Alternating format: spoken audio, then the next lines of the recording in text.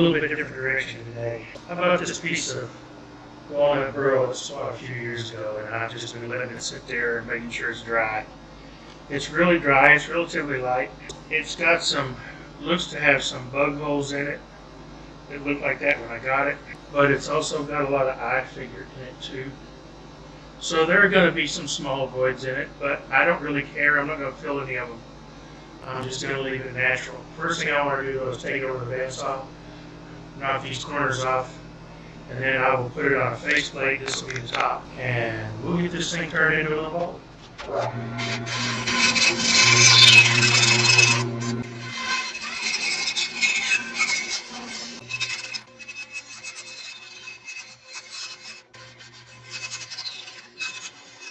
Now, I said I was through with resin, but this is too pretty to just throw away and not do something with. So I don't know what I'm going to do with them, but I'm going to hang on to them because I'll probably end up putting them in resin somewhere down the road. That's going to be pretty. Oh, what's this contraption? You'll see in the video soon. I love walnut. This is going to be so pretty. Okay, I've got my Triton on, 40-40 bowl gouge. Let's go.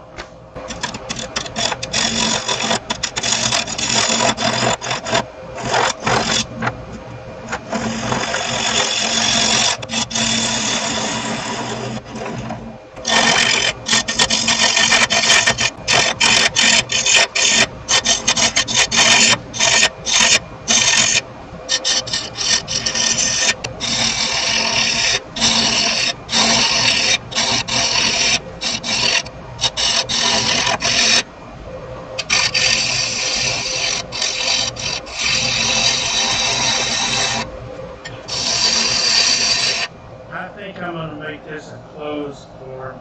Not really a closed form, but I'm not going to make a traditional bowl out of this. I'm going to make it round. So it'll be basically a wide mouth hollow form.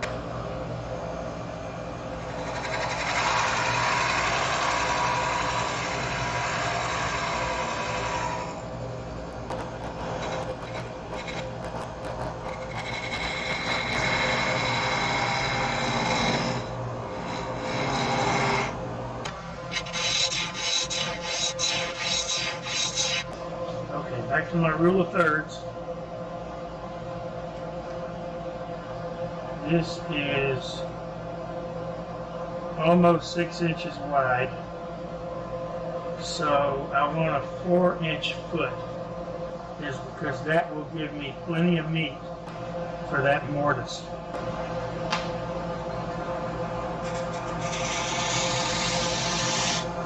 Again, this is rule of thirds.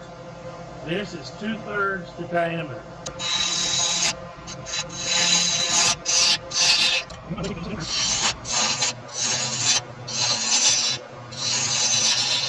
And I want to match this curve with this, and I will also match the opening with the foot. That way I've got some good symmetry there.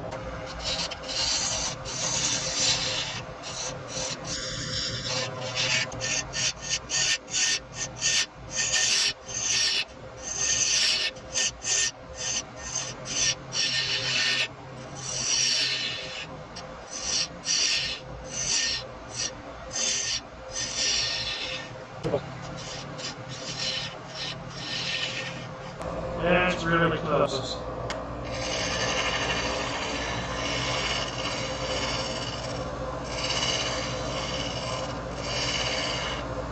Okay, that'll do.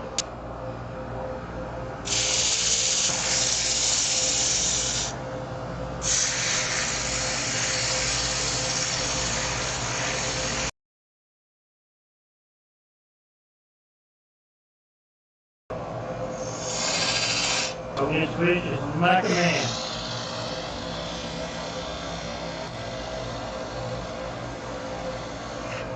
Okay, before I turn it around, I'm going to hit it with some of those Zinners or seal coat.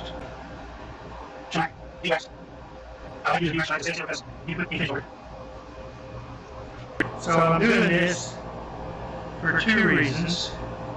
One is to seal this grain best I can, and the other is to give you an idea what it's going to look like when it's done. Can you see that pretty figure in there? Wow. This raised the grain a little bit, so before I turn it around, I'm going to let this dry, and then I'm going to hit it with 400 and 600 one more time.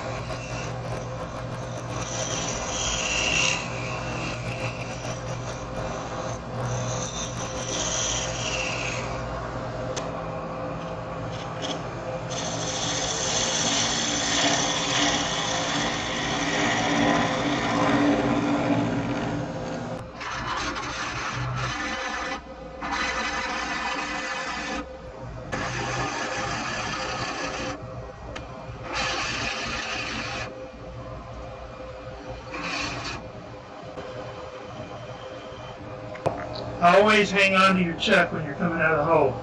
The last thing in the world you need is this getting stuck in there and pulling out of here and flopping all around. Surefire recipe for disaster. Boy, I hate throwing all this pretty walnut on the floor, but that's the nature of the business sometimes. Okay, now I'm going to set up my elbow tool, and we'll hollow the inside out, and I will show you that from the other camera. Okay, I've got this set up. I'm running just above center.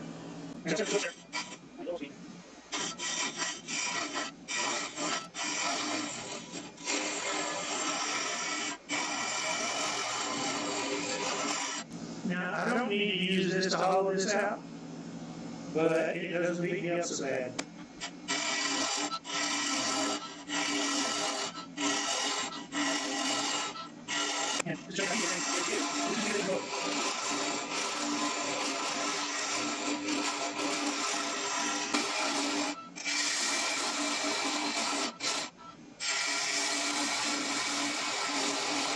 Okay, that's about as wide as I want it.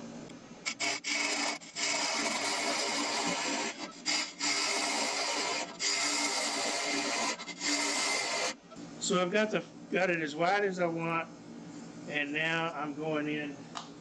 This is a little tool rest lamp from Cindy Drozda. I'll put a link down in the description where you can get it.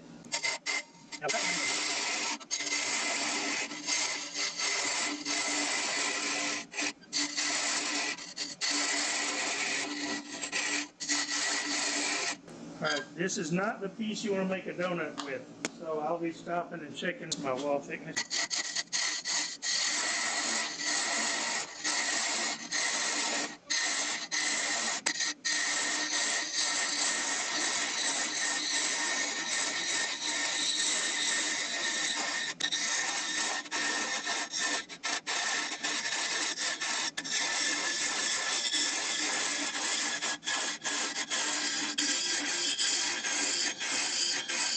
Okay, that's not bad. I think I can live with that.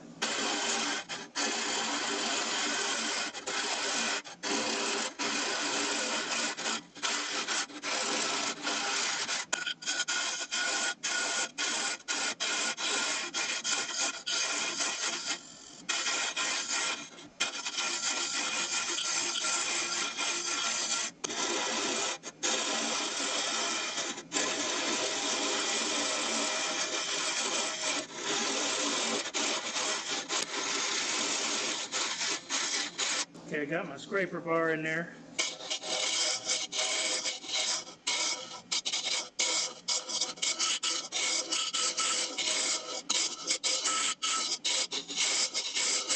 Okay, that's a lot better. That carbide scraper did well to smooth a lot of that up. See, pretty uniform thickness all the way here.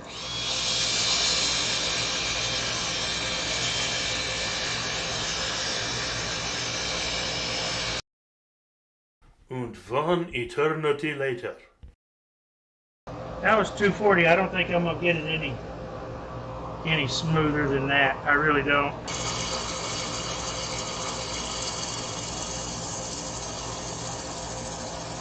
Okay, time for a little bit of sand and sealer.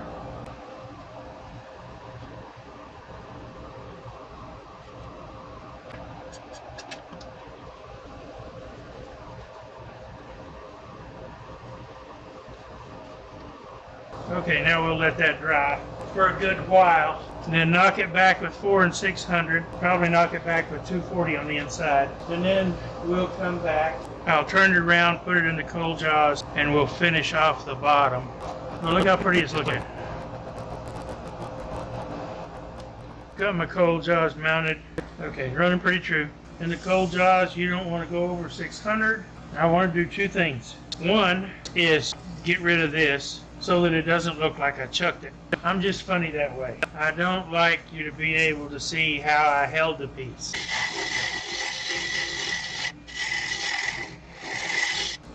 I'm not going to do anything too drastic. Just get rid of that. And I'm going to try to keep this flat enough that I can burn my logo in the bottom. But just like I put me a line up here, I'm going to burn me a line in there. It's going to take a while though, because at this speed it's not going to want to burn.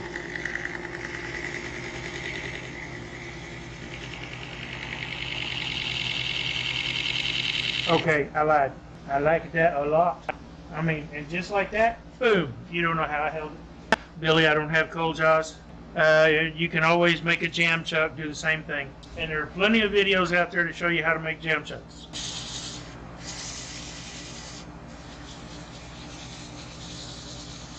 So when my iron gets hot enough, I will hit that. I'll wet it a little bit to help make sure I get a good burn. We'll see if that works.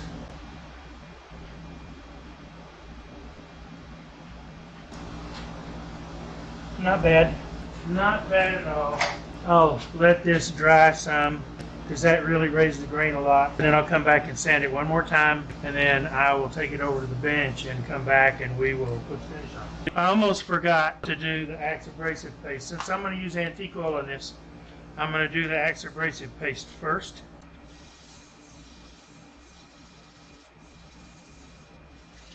I will not be using the polish and restoring paste unless I do it afterwards on the antique oil. Yeah, represent like this job. Work hand dead slow. Give the rest a chance to break down.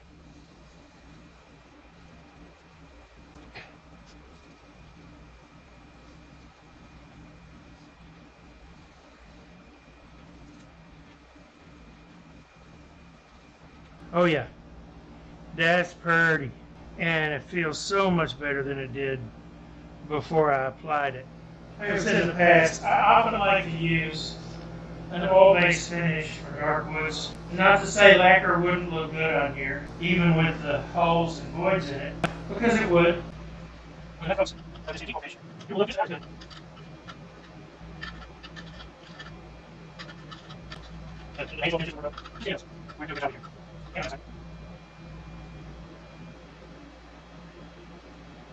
So I'm just going to brush this on, not too heavy, just a light coat. I'll let it dry overnight and come back, and I will, in the morning, I will knock it back with some non-woven pad or abrasive non-woven pad. I'll get right in it. That's going to look pretty.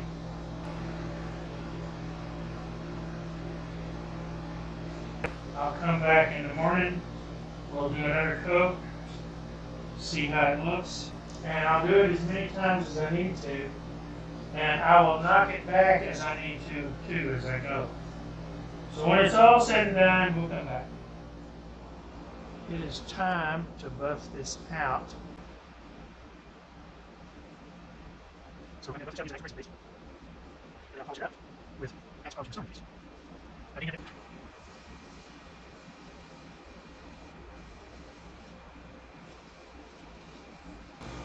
Okay, it comes back clean.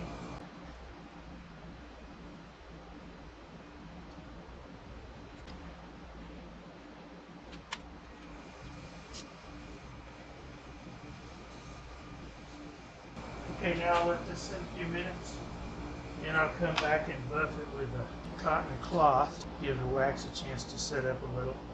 All right, let's buff it out.